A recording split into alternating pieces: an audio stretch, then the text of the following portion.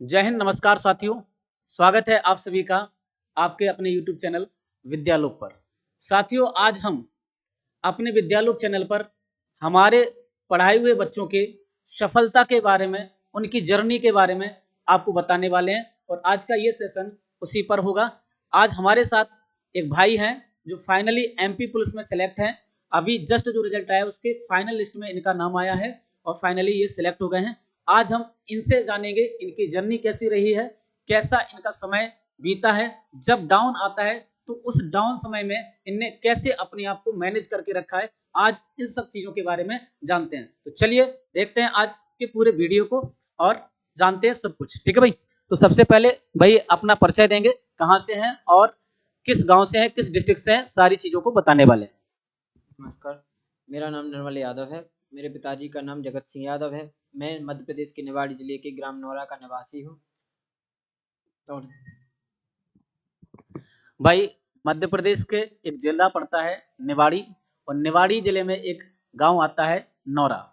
उस गांव से भाई ने MP पुलिस के जो 2023 की जो वैकेंसी आई थी उसमें फाइनली रूप से सिलेक्शन पाया है। और अब हम जानेंगे कि इनकी जर्नी जो रही है, ये जर्नी किस तरीके से रही है, किस तरीके से कितने संघर्षों के साथ इन्होंने सिलेक्शन लिया है, क्या क्या अप्स और क्या क्या डाउन आए हैं जो हर एक विद्यार्थी के जीवन में आते हैं। उन सब चीजों के बारे में हम जानेंगे। ठीक है, तो बताएं भाई कैसा रहा सफर अभी तक का, कितने संघर्ष आपने झेले। संघर्ष का तो ऐसा है कि 2023 में आई थी ये वैकेंसी।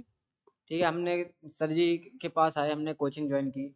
सर जी, जब फॉर्म डल गया था तो मात्र 40 दिन बचे थे पेपर के लिए। तो सर जी लोगों ने बताया कि देखो 40 दिन बचे हैं, काफ़ी संघर्ष रहेगा और तुम लोग जैसा हम लोग पढ़ाएंगे वैसा आप लोगों को पढ़ना है और संघर्ष साथ में करते जाना है। तो 40 दिन हम लोगों का अच्छा खासा अच्छी खासी पढ़ाई चली। अब फिर एग्ज़ाम दिया सर। हाँ भाई, भाई जैसे बता रहा है कि 40 दिन मात्र बचे हुए थे, उस 40 दिन में भाई को पूरा संघर्ष करना था।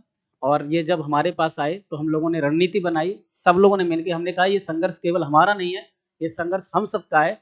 आपके साथ बस हम केवल मार्गदर्शक बन के बने रहेंगे, बाकी मेहनत तो आपको ही करनी है। और भाई के लिए फिर जो क्लासेस लगाई गई सुबह 7 बजे से और दोपहर 2 ढाई 3 बजे तक क्लासेस चली, बहुत अच्छी मेहनत करी। और सबसे बड़ी बात तो यही है कि इन भाइयों ने उसमें पूरा योगदान दिया। सुबह 7 बजे उपस्थित होना और 3 बजे अगर मैं छोड़ रहा हूँ तो 3 बजे जाना। और किसी भी प्रकार की कोई ये चीज नहीं कही कि नहीं सर छुट्टी कर दो, ये कर दो, कोई ऐसी चीज नहीं। बहुत अच्छी मेहनत के साथ उन्होंने पढ़ाई की और इसके बाद जब रिजल्ट आया तो रिजल्ट आप लोगों के सामने ही है।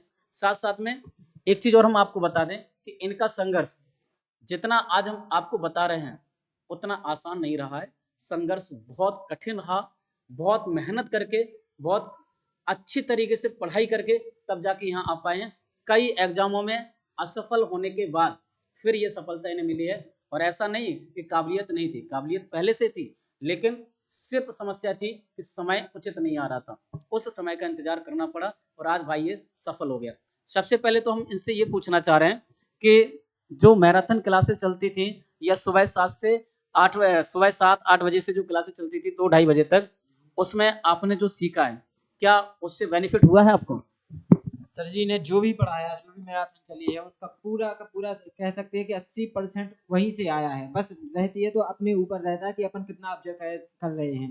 देखो क्या है कि किसी भी एग्जाम को क्लियर करने के लिए अगर आप मन में ठान लिए हैं कि हमें वैकेंसी चाहिए और मैं सिलेक्शन ले लूंगा, तो सबसे पहले जो होता है बच्चे को अपने टीचर लोगों पे पूर्ण रूप से भरोसा करना चाहिए। जब तक आप भरोसा नहीं करेंगे तब तक आप कुछ नहीं कर सकते। आपको यही लगेगा कि क्या पता है सर जी ने जी पढ़ाया है, ये आएगा भी कि नहीं आएगा। इसलिए सर जी पर पूर्ण रूप से भरोसा करें। आप जो भी वो कंटेंट देते हैं आप लोगों को, जो भी हम लोगों को दिया, बिल्कुल वैसा ही सेम टू सेम वैसा ही आता है। बस थोड़ा थोड़ा लेवल चेंज हो जाता है, थोड़ा इधर उधर हो जाता है। हाँ भाई, एक चीज और हम आपसे कहना चाह रहे हैं कि इन्होंने जब संघर्ष कर रहे थे इसके समय पे बहुत डाउन फेस को भी सामना करना पड़ा और आज ये सफल होके बैठे हैं। कई लोग जो ऐसे होते हैं जो सिर्फ यही कहते हैं कि भाई नहीं इससे नहीं हो पाएगा, आज ये भाई जो है उन सब चीजों से बढ़कर आगे चल के सफल होके आया है। अब हम बस यही कहना चाहेंगे कि ये जो हमारी समस्याएं थी, जो समस्याएं इनके सामने आई थी, उन समस्याओं से ये कैसे लड़े, बस उसको बताएं।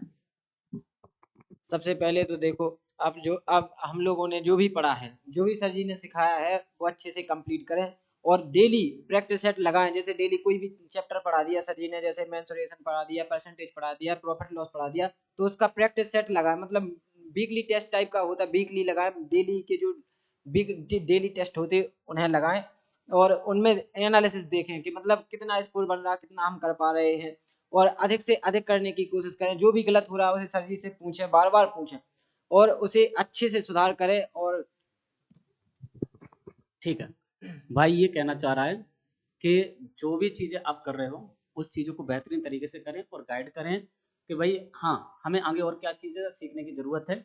बस ईमानदारी के साथ मेहनत करते रहें, आप जो है जल्दी सफल होंगे। साथ साथ में डेली मॉक टेस्ट, भाई ने बोला है कि डेली मॉक टेस्ट लगाएं या डेली आपको टॉपिक वाइज अगर आपको टेस्ट मिल रहे हैं तो वो सबसे ज़्यादा भूमिका निभाएंगे, क्योंकि पहले आप टॉपिक वाइज कंप्लीट हो अपने आप में, फिर इसके बाद सेक्शन वाइज कंप्लीट हो, जैसे पूरा मैथ का लगा लें उससे आप अच्छे कंप्लीट हो, इसके बाद फिर फुल मॉक टेस्ट लगाएं, आप देखना अपने आप में इंप्रूवमेंट पाएंगे।